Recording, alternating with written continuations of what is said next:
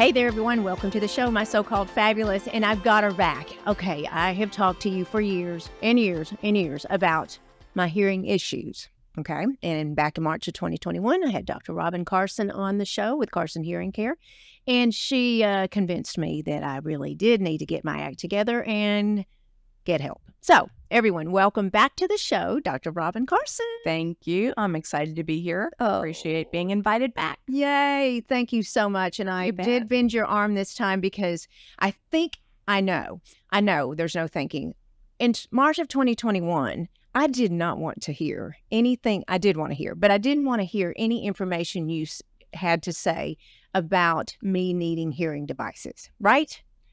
100%. Yeah. You know, I can do a lot except for motivate people. Yeah. It's an average of 7 years from the time someone feels like they're not hearing well before they actually kind of dip their toe in and start to explore. So you may have been somewhere around that bell curve. Yeah. You know, we determined I met you around 2011 with my in-laws. You were their provider.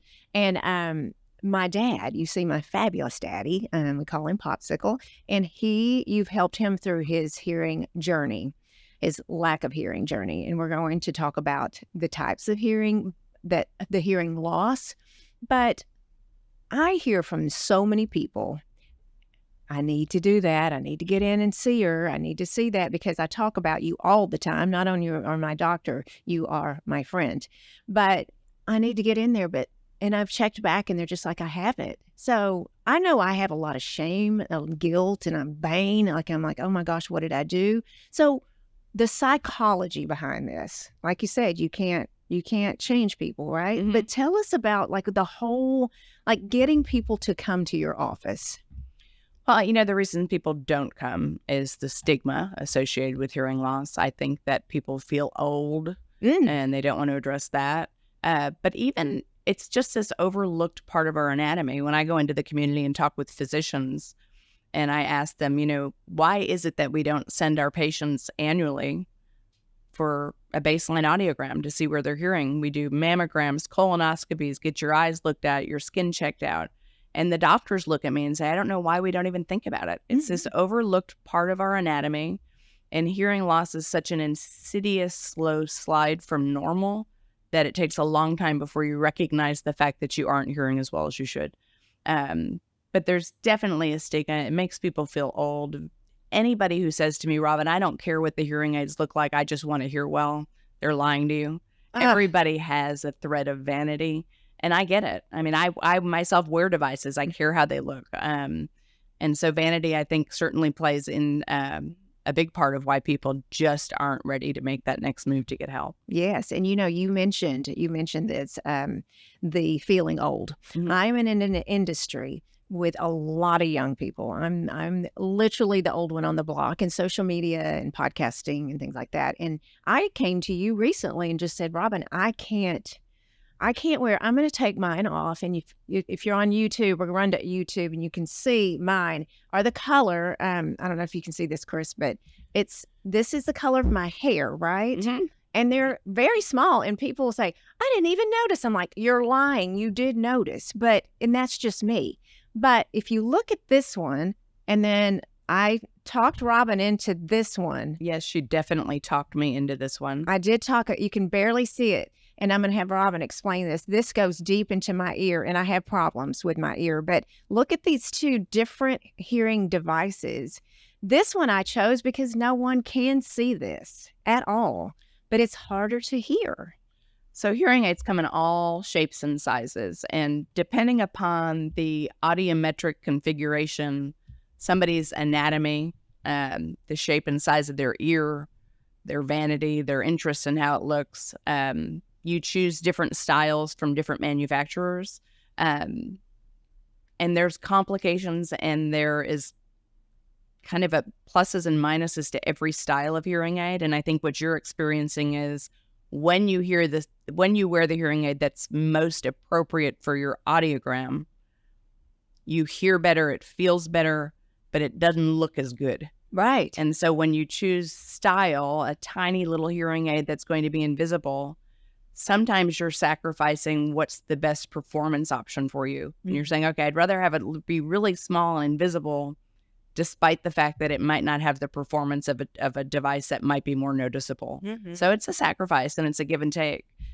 So am I wearing the right one, the one that I feel like people can see? Is that the right one for my, what did you call it? Your audiogram, your hearing test. My test. Yeah, I mean, and that's really how providers choose a product, a manufacturer, or style of device, is to look at somebody's lifestyle to understand how complex their lifestyle is. And by that, I mean, throughout my day, I may have a 95-year-old man come into my office who never leaves his home and watches TV all day. That lifestyle is entirely different from mine and yours, where we eat out entirely too much, Bass Hall, movie theaters, football games, travel to see kids. My lifestyle is complex and very difficult and challenging. His is not. And so in between those two extremes of sedentary and incredibly active are all different tiers of technology. But you look at the audiogram, you look at the lifestyle, and of course, budget comes into play for everybody too. But there is a solution for everybody. In your case, and not to pick on you, you didn't like the solution that was best for you.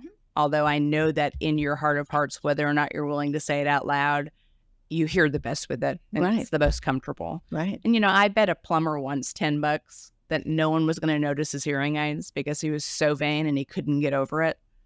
And so 2 weeks later, he comes into the office and he puts $10 down on my desk. And he was very disappointed that nobody noticed. Really? Like, no one's paying attention. Nobody cares. Really? We care. Nobody else cares. Wow. Nobody's paying attention. And you see, you know, this is the day and age where you see people walking around with all kinds of AirPods, Bluetooth devices. No one even knows what it is. Right. So I think we put more weight in the vanity and cosmetics, certainly, than the public as you walk around. Nobody's noticing that. Right. Exactly. Now I notice because my eyes are wide open because I'm dealing with this, and I have people that are reaching out to me going, I need to do it. I need to do it. Okay. Let's back up, because I've heard you say for years, everyone needs a baseline. What does this mean? And that goes back to you saying we should be tested, right? By physicians. Yeah. Yeah. I mean, we need to examine our ears the same way we would examine any other part of our body and then monitor it. So if anybody over the age of 55, in my opinion, should have a baseline audiogram. And what that means is a visit to the office where we explore the outer ear, we test the middle ear, and we look at the function of the inner ear by doing all kinds of audiometric testing. This gives us a point in time that we have forever. So if the hearing is within normal limits, I'll see people every 1 or 2 years. But we always have a baseline that we can look back on and say, you're stable, nothing's changing, or we'll be able to tell if there's any kind of progression. If we never get that baseline, I don't know where you were 5 years ago. So just being able to track people and follow their history, because typically hearing loss is permanent and progressive. And so we want to track people because we also want to make sure that we're doing the very best job to correct any drift that we need to over time. Unlock style clarity like never before with the help of the SWB Agency, founded by stylist Bonnie Smith. They offer services both in person and online using their fully virtual platform. Here you learn to love your wardrobe again. Develop your style and shop curated pieces from your very own stylist. I've used the SWB Agency for years, and I cannot describe how great it is to have fully styled outfits. Available and ready in a snap.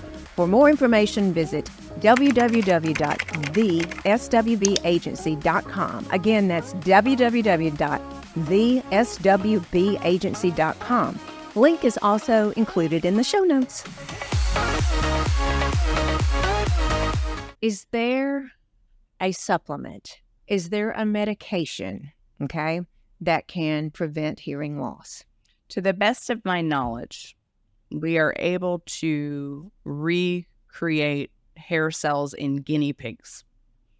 That's as far as we've come to be able to have a cure for sensory neural hearing loss. Wow. Okay. So I don't believe in my lifetime, in my kids' lifetime, that that's ever going to be something that we can fix.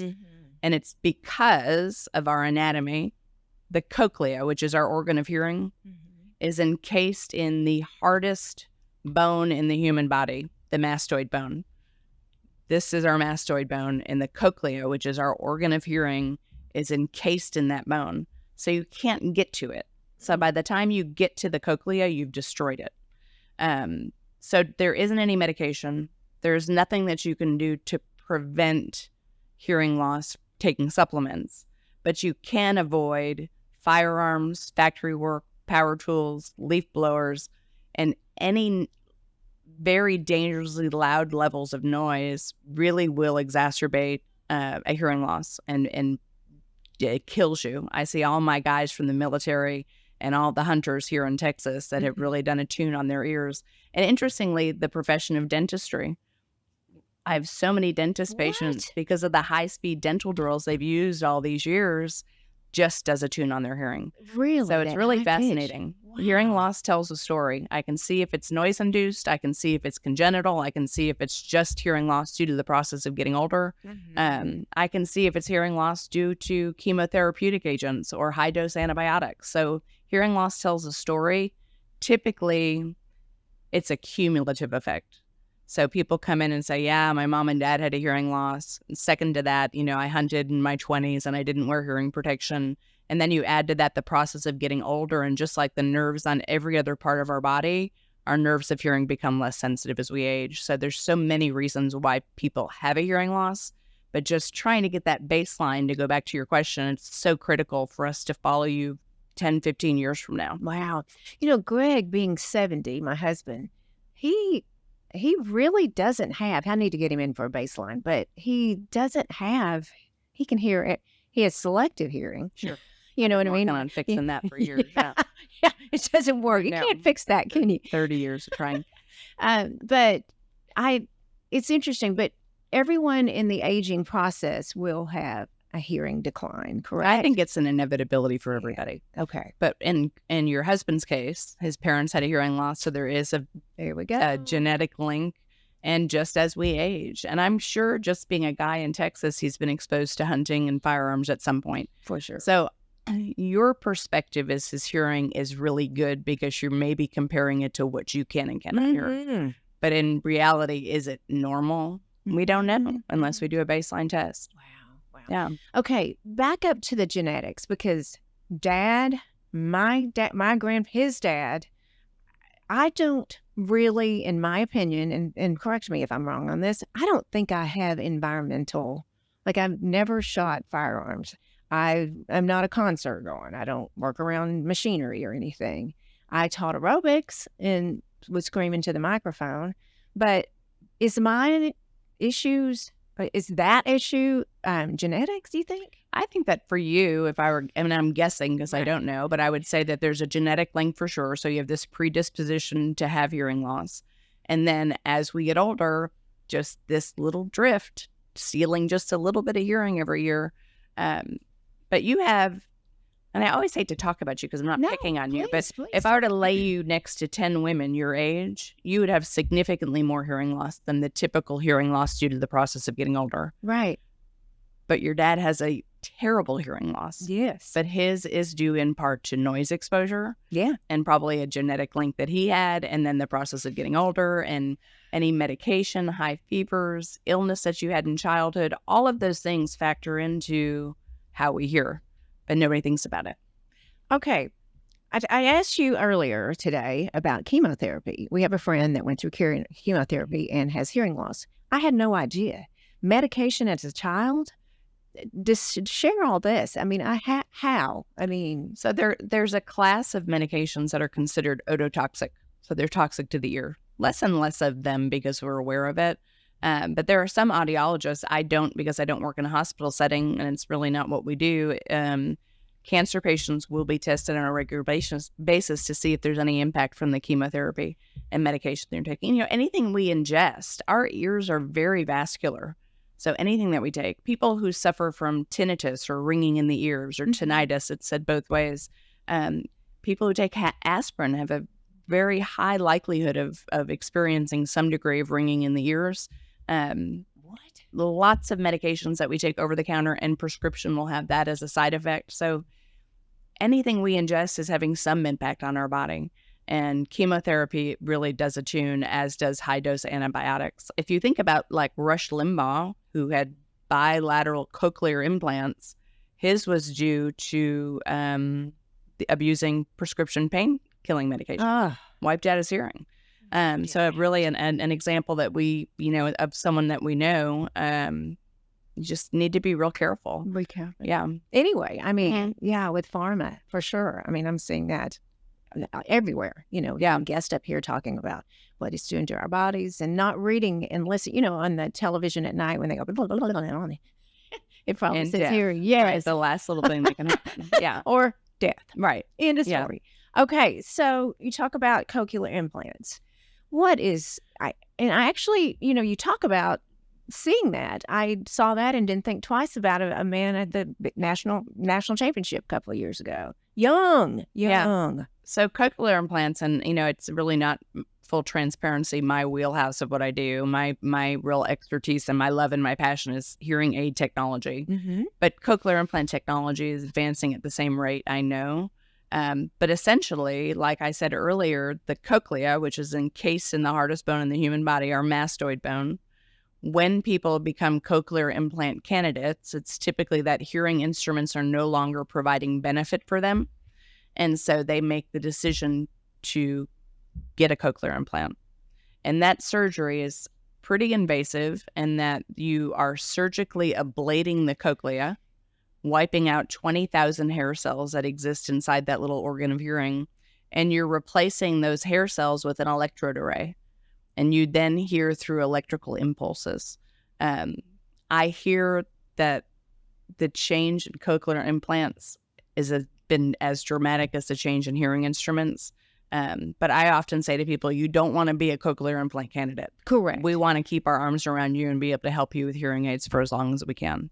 But I do have probably 6 or 8 patients that have an implant on one side and a hearing aid on the other because on one ear, hearing aids no longer were adequate. Wow. And they needed to take that next step. Wow. Yeah. And do they always work?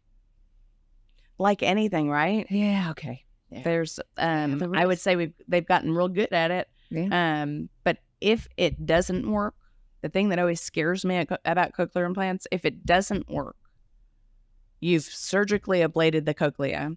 You can never go back to wearing a hearing aid. Mm-mm. You're permanent. I mean, it's a done deal. Right. And so that's always scares the heck out of me. Right. For sure. And there's young children with cochlear implants, correct? 100%. And, the sooner you're implanted, the better the outcome because you're wiring that brain, Mm-hmm. Mm-hmm. Yes. When did you begin? Because you had hearing loss very young, right? Yeah, I was born with a hearing loss, congenital. Tested everybody in my family to try to figure out who to blame it on, and I haven't found them, so I got over it. But and I also, spent the first half of my life being annoyed by it, and then the second half being so grateful for it because it led me to a career that I adore. Yes. And, so yeah, I mean, I had hearing aids, but didn't start wearing hearing aids until probably just the last 18 to 22 years, somewhere in that ballpark. And it's because hearing aid technology finally got good enough that it sounded better and made my life easier than not wearing them. Right. Let's talk about that because when people do ask me about that and they're like, I'm just not ready for that. Well, I understand not being ready for that, but the difference you have made in my life since 2021, I guess it's 2021 because I went straight to your office like within the next day or so. It's unbelievable how much I can hear now. I mean, I think you were kind of shocked that I actually did wear them, but I guess the old podcast we had headphones, and that was a dream for me because I could hear everything you said. But now when I'm wearing my hearing aids, I mean, I hear people. I do so. If you go to Carson Hearing Care, her Instagram, y'all, this is so funny. She has it says in there, tickle your ass with a feather. What they really meant is, what they said was, how is the weather? Mm-hmm. And I hear that all the time. And my daughter goes with me to meetings, and I'm like, she sees the look in my eyes like, oh no, help. Yeah. And she'll explain because I have agreed to things and didn't know what the hell they were saying. Right. You know what I mean? But the difference. Yeah. And you are still, despite how fabulous hearing aid technology is, it is never going to compete with what was created for us, which is perfection. Mm-hmm. And so we're trying to get technology to compete with what God created, which is miraculous when you start to study it. Mm-hmm. And so you'll always have to use the coping strategies that you've learned years ago when your hearing started to decline. Yeah. So you spend a lot of effort, and I do too, still watching people intently, taking the visual cues off their face, following the context of the conversation. And when I talk to patients about all this work you're doing just to hear, it's almost like you're paddling. Yes. And then you put me in Uncle Julio's on a Friday night, and I'm going to start to scramble, or I'm not going to go. Not going to go. Because it's too much effort and too much work, and it's too much noise. Yeah. No matter how well I program my hearing instruments, no matter how sophisticated the technology is, there are still situations where I start to paddle. And I'm glad I have those coping strategies. Right. To be able to save myself. And I see you doing this as well, because I do read people's lips, and COVID screwed us in many ways, but the mask did not help. No. At all. I mean, I think that's our single most important coping strategy, because you might not be able to hear the difference between hat, cat, fat, and sat, but you can see it because your brain has learned the English language and you know what it looks like on the face. Right. And so it's a really important strategy. I have a question for you. I really wish I had learned Spanish instead of French, because we go to Cabo. You and I love Cabo so much. I listen to Connie. You know, we both know Connie in Cabo. She speaks very well English, but I can't decipher it. And learning a new language, would that be difficult for someone with hearing issues? 100%. And, a lot of folks will say, I'm fine watching TV, but put on, I don't know what the British shows are. Was it the Queen or the Crown or any of those British? Oh, yeah. You've just changed the articulation. We know how we speak. We know what it looks like. But you throw in an accent or a different way of articulating speech, and your brain all of a sudden can't keep up with it. No. And so for sure. For sure, yeah. And a new language, a different cadence of speaking really throws your brain for a loop. Yes, that's right. Sam, my trainer in the morning, he's from England, and I'm like, oh, my goodness. Yeah. Speak up. He's like, I am. I mean, he's speaking up. He's doing the best he can. Do you wear hearing instruments in the gym? Yes. You do? I can't not. Yeah. And it's just he and I in the morning. But yes, I do, because it's very difficult to hear his and understand his. Yeah. I mean, he's lived here for years. So, I mean, okay. You recently did a talk, and we talked about this briefly in 2021. I can't find the name. What you got? The Achieve study. We were talking about in 2021, and you touched on it briefly. What is going to happen if we don't get help?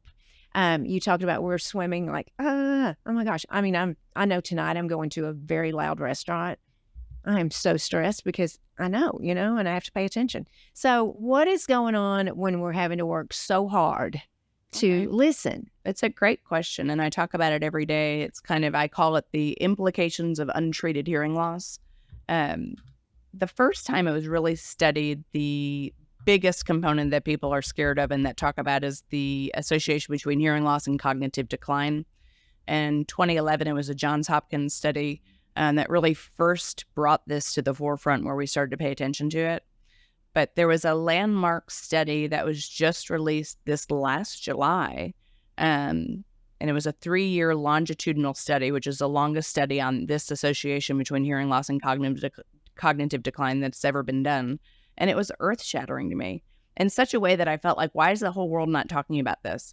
In 2011, it was new to me, and I thought, well, is this a scare tactic to get people into hearing instruments and try to motivate people? But when you really start to see and read the study, and it is the Achieve study, and I'm going to read this because I don't want to misinterpret it. The landmark study led by researchers, again at Johns Hopkins, revealed the proof that hearing intervention is important and effective. The study showed that in older adults at risk for cognitive decline, hearing instruments slowed down loss of thinking and memory by 48% over 3 years. Oh, alarming. I mean, and it makes perfect sense. If you don't use it, you lose it. If we're not exercising an auditory nerve, we don't hear with our ears. We hear with our brain. Our ears are simply the vehicle to bring that information up to our brain so we can make heads or tails about what's going on. Really? And so you're depriving your brain and putting all this extra cognitive load doing these coping strategies. We weren't designed to put any effort into hearing. Normal hearing people show up and listen. Hearing impaired people show up and start to scramble and just work.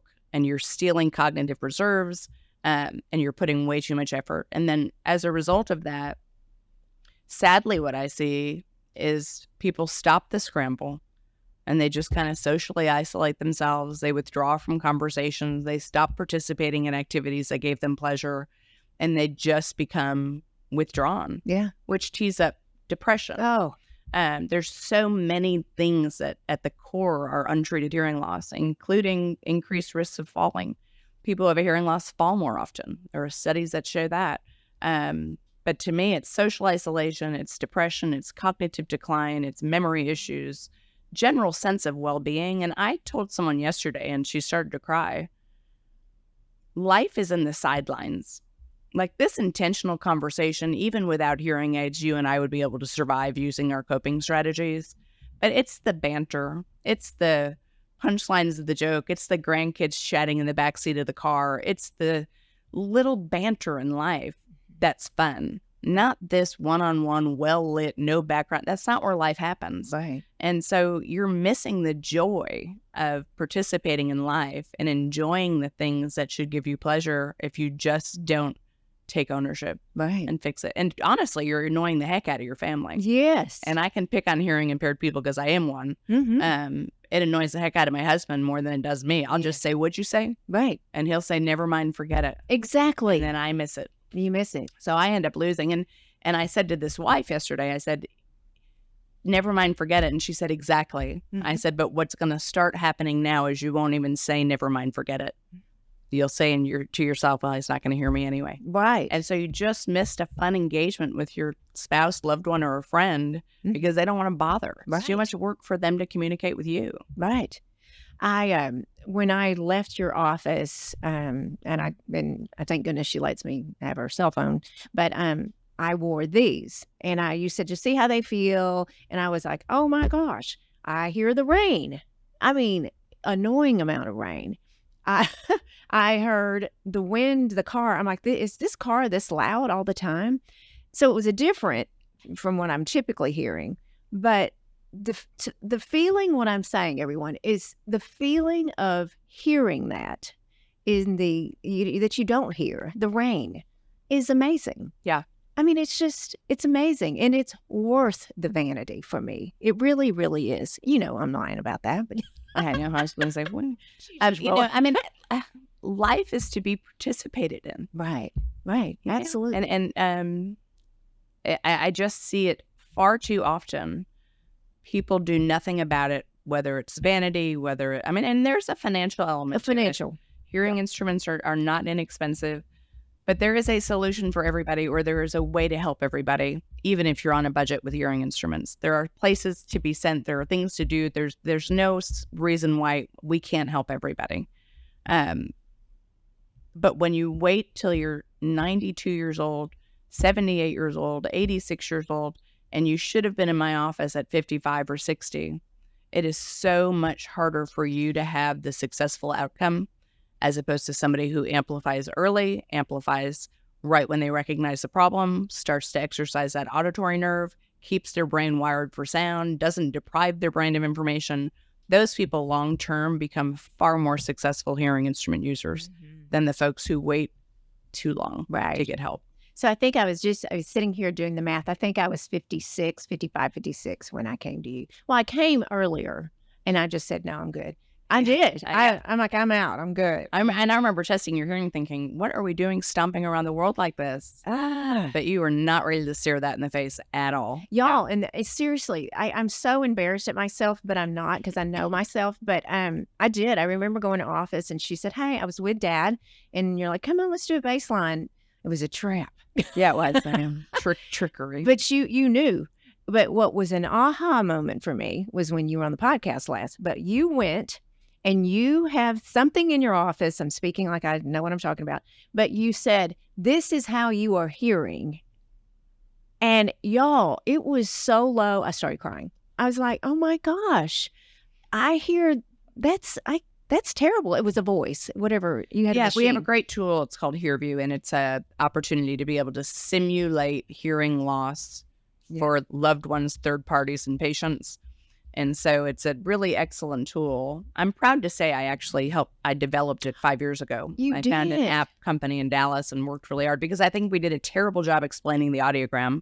Ugh. And I am all about how do you become compassionate and empathetic and infuse those feelings into a consultation and involve spouses and family members in the consultation so they have a little bit more compassion and understanding of that hearing loss.